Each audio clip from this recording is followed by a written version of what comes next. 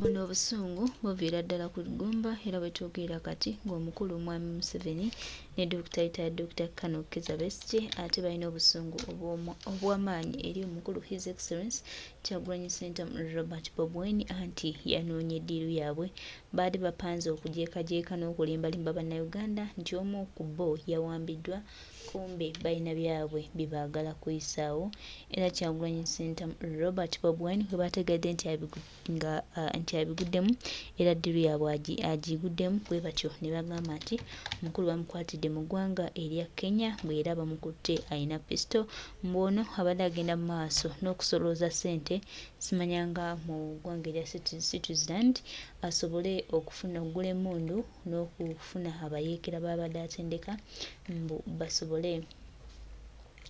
basobole kuyeekera gavumenti ya Mwami Tebuhabulwa ne munange bagenze okwesanga basanze tubiguddemu era nga tubitegedde maama muswadde wolololo muswadde nyabo tubaguddemu tubalina naye nga Kyagulanyi Ssentamu Robert Bob Wine musajja mugezi nnyo musajja abitegedde nabagambe eno tuli mu olowooza nti nno bya just naye bano abasajja balina obubadi ate oluusi bagenda kukola buli kimu ate kitunyumya nti ebyo bagenda okukola ate bigenda baswaza baba bayinza okukola ekintu ne balowooza nti bagenda kuswaza omuntu ne munnange omuntu ayinza okukola ekintu ate nga yakuyambye kaakati this is a revolution wallahi nange nkikakasizza kubanga abamu bakola ebintu naye ne balowooza nti biwedde bayiseewo bamaze naye mukwano gwange muganda wange buli olunaku we lukya bintu byongera bafuukira bizibu fe wetuli n'amaaso we gali katubalinde ate bino gye binaggwera tuli mu revolution eyakasengejja bino biralamu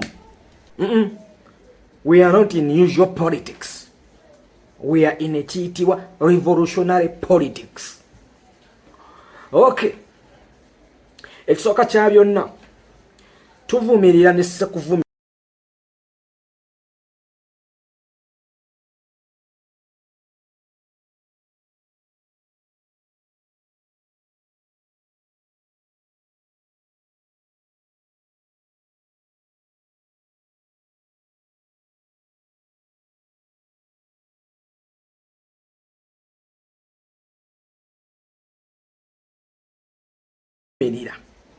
ekikolwa ekyakoleddwa gavumenti yakuno okuva wano e Uganda negenda e Kenya newamba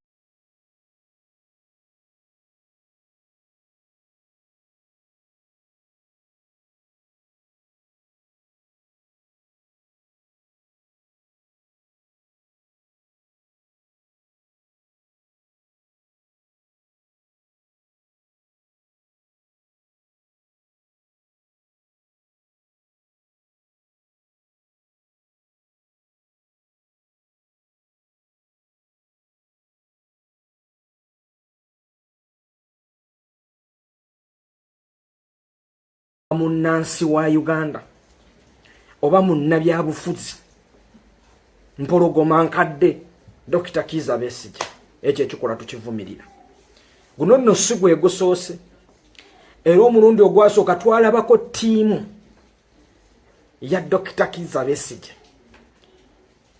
y'abantu 36 era nga bakwatiddwa e Kenya ne baleetebwa wano era nabo ne bawolezebwa wansi wa kooti y'amagye nga Dr. Kizza Besigye olwaleero lwaleeteddwa mu kooti y'amagye naye nga yawambibwa mu ggwanga lya Kenya. Puliriza bulungi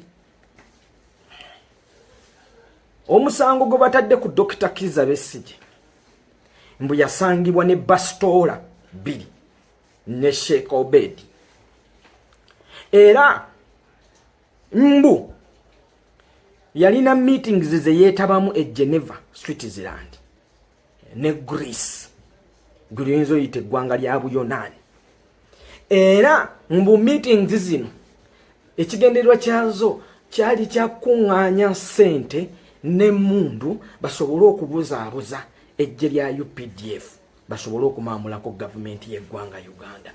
Njagala ompulirize bulungi wano olwaleero weebuuze ani CDF w'eggwanga Uganda era ayina kakwate ki ne General Museveni. Ani commander wa land forces era alina kakwate ki ne General Museveni. Tuula wansi otunulire ba generals mu gye lya UPDF, serving generals. Omuli ba lieutenant general, omuli ba major general. Obegendereze kakundi kafubutukawa era kavaawa. Awo olyokombuulire nti influence ya Besigye eyinza kuvaawa okubuzaabuza eggye lya UPDF bamamule ku government ya Nakyembalira. Kubanga bano bamwana yinki tebalina kusalawo. Wekuba nti alina bagenda okuperereza, alina kuperereza abo abalina command, abakulira battalions ez'enjawulo. Okategedde. Kakati nno General Museveni ndi wano kutegeeza Bannayuganda si basiru era si bajeganga we mulowooza. Dr. Kizza Besigye Bannayuganda babuufu era bategeevu. Bino byonna state byeri mu kukola, dictator General Museveni byali mu kukola, ekigendererwa si kya Besigye. Alina target ye gyatunuulidde. Kubanga olwaleero bw'okwata abaana 36 n'obajja Kenya n'ogamba nti bano baali baseketerera gavumenti, bali mu bikola biyitibwa ebyekiyeekera, era n'obaleeta mu court martial. Mu court martial y'emu tulinamu abaana abawagizi ba His Excellency Kyagulanyi Ssentamu Robert abamazeemu emyaka 4 ng'era balwanye baweebwe bail ne balemesebwa okuweebwa bail ne batuuka ne ku kisenge okibakaka okukkiriza emisango gye bataakola. Olwaleero group gye wakwatira Nairobi Kenya ng'ogamba olina n'obujulizi wagiwa bail n'efuluma nedda wabweru. Kati nno abawagizi ba NUP njagala mubeere kwa alert. Gwe tosuula gaadi n'oluwuza naawe bw'onaggyibwa Nairobi awo n'oleetebwa n'okomezaawo e Uganda n'otwalibwa mu kooti y'amagye bagenda kukuwa bail. Ate n'ekirala Museveni asettinga ekiyitibwa precedence.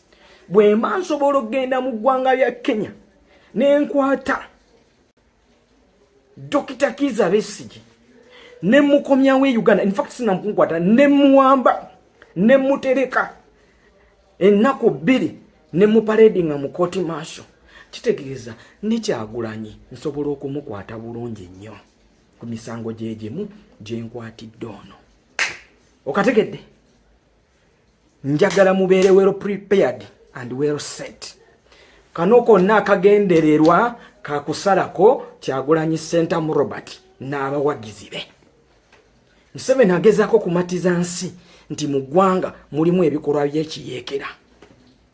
Bw'oddayo ku bigambo bya Munyagwa bye yayogera ng'ali ku Eagle ku NBS mu mwezi gw'Omwenda omwaka guno, ojja kukomawo ŋŋambe nti nuwa mutwe olina ky'obuuse. Odde ku statement ya Kakwenza gye yakola, omuko gw'ebbaluwa gwe yawandiika n'ebyalimu byonna, ojja ogattegatte olabe ani gwe baagala okuzingako. Okategedde? So we are not stupid. Tetuli basiru. Tuvumirirwa ekikolwa ekyakoleddwa era tusympathizinga nawe Dr. Kizza Besigye, naye tetugenda kufoolinga mu kazannyo kano ke muli mu kuteekateeka ekyalamu. Kubanga toyinza kuŋŋamba nti okwatiddwa n'ebyokulwanyisa mu ggwanga lya Kenya. Eggwanga lya Kenya ne litakupaledinga ne tutalaba ku bitongole byakwerinda Kenya nga bikukutte ne bikuteeka mu kooti ne bikuhandinga officially eri gavumenti ya Nakyemalira eyakuno.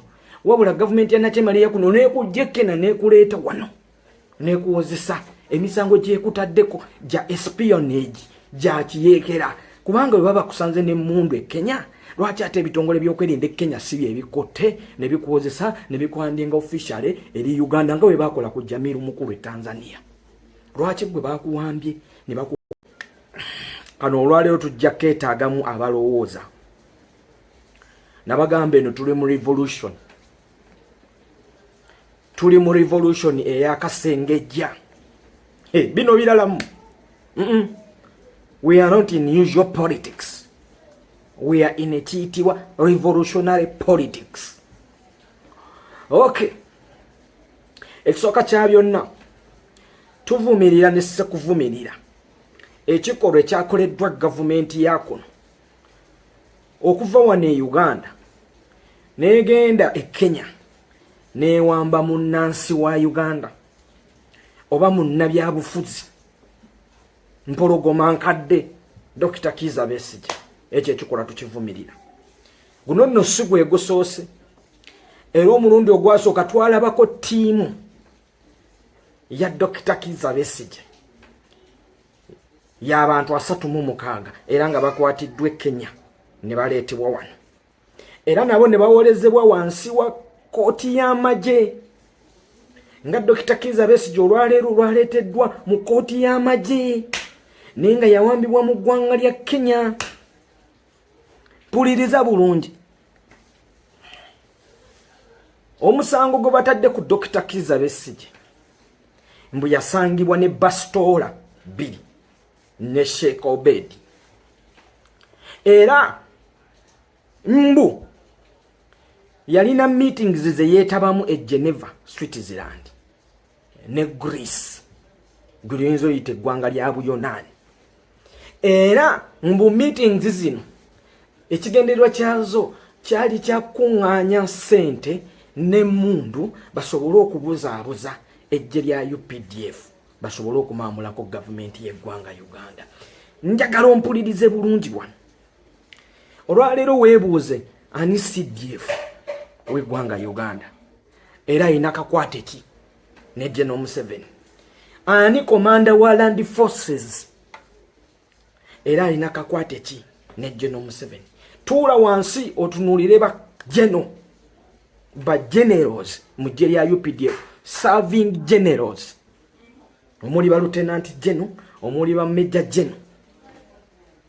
Obegendereze kakundi kafubutukawa era kavaawa. Awo olyoka ombuulire nti influence ya Besigye eyinza kuvaawa okubuzaabuza eggye lya UPDF bamamule ku gavumenti ya Nakyembalira. Kubanga bano bamwana yinki tebalina kusalawo. Wekuba nti alina bagenda okuperereza, alina kuperereza abo abalina command abakulira battalions ez'enjawulo. Okategedde. Kakati nno General Museveni ndi wano kutegeeza bannayuganda si basiru era si bajeganga we mulowooza. Dr. Kizza Besigye bannayuganda babuufu era bategeevu. Bino byonna state byeri mu kukola, dictator General Museveni byali mu kukola, ekigendererwa si kya Besigye. Alina target ye gyatunuulidde. Kubanga olwaleero bw'okwata abaana 36 n'obajja e Kenya n'ogamba nti bano baali baseketerera gavumenti bali mu bikolwa biyitibwa ebyekiyeekera era n'obaleeta mu court martial. Mu court martial y'emu tulinamu abaana abawagizi ba His Excellency Kyagulanyi Ssentamu Robert abamazeemu emyaka 4 ng'era balwanye baweebwe bbeeyo ne balemesebwa okuweebwa bbeeyo ne batuuka ne ku kisenge okibakaka okukkiriza emisango gye bataakola. Olwaleero gurupu gye wakwatira e Nairobi e Kenya ng'ogamba olina n'obujulizi wagiwa bbeeyo n'efuluma nedda wabweru. Kati nno abawagizi ba NUP njagala mubeere ku alert. Gwe tosuula gaadi n'oluwuza naawe bw'onaggyibwa e Nairobi awo n'oleetebwa n'okomezaawo e Uganda n'otwalibwa mu kooti y'amagye bagenda kukuwa bbeeyo. Ate n'ekirala Museveni asettinga ekiyitibwa precedence. Bwe mba nsobola okgenda mu ggwanga lya Kenya n'enkwata Dr. Kizza Besigye ne mukomyawo e Uganda, in fact sinamukwata ne muwamba ne mutereka ennaku 2 ne muparedinga mu court martial, kitegeeza ne Kyagulanyi nsobola okumukwata bulungi nnyo ku misango gy'egimu gyenkwatidde ono. Okategedde? Njagala mubeere well prepared and well set. Kano konna akagendererwa kakusalako Kyagulanyi Ssentamu Robert n'abawagizi be. Museveni agezaako kumatiza nsi nti mu ggwanga mulimu ebikolwa by'ekiyeekera. Bw'oddayo ku bigambo bya Munyagwa byayogera nga ali ku Eagle ku NBS mu mwezi gw'omwenda omwaka guno ojja kukomawo ngambe nti nuwa mutwe olina kyobuuse odde ku statement ya Kakwenza gye yakola omuko gw'ebbaluwa gwe yawandiika n'ebyalimu byonna ojja ogattegatte olabe ani gwe baagala okuzingako okategedde. So we are not stupid. Tetuli basiru. Tuvumirirwa ekikolwa ekyakoleddwa era tusympathizing nawe Dr. Kizza Besigye naye tetugenda kufoolinga mu kazannyo kano ke muli mu kuteekateeka ekyalamu kubanga toyinza kuŋŋamba nti okwatiddwa n'ebyokulwanyisa mu ggwanga lya Kenya. Eggwanga lya Kenya ne litakupaledinga ne tutalaba ku bitongole byakwerinda Kenya nga bikukutte ne bikuteeka mu kooti ne bikuhandinga officially eri gavumenti ya Nakyemaliire yakuno wabula gavumenti ya Nakyemaliire yakuno nekujjekena nekuleeta wano nekuwozesa emisango gyekutaddeko gya espionage gya kiyeekera kubanga bwe baba kusanze n'emmundu e Kenya lwaki ate ebitongole by'okwerinda Kenya si bye bikotte ne bikuwozesa ne bikuhandinga officially eri Uganda nga bwe bakola ku Jamiru Mukulu e Tanzania. Lwaki gwe bakuwambye ne bakukukusa ne bakukomyawo e Uganda wano kozesa ku bwongo.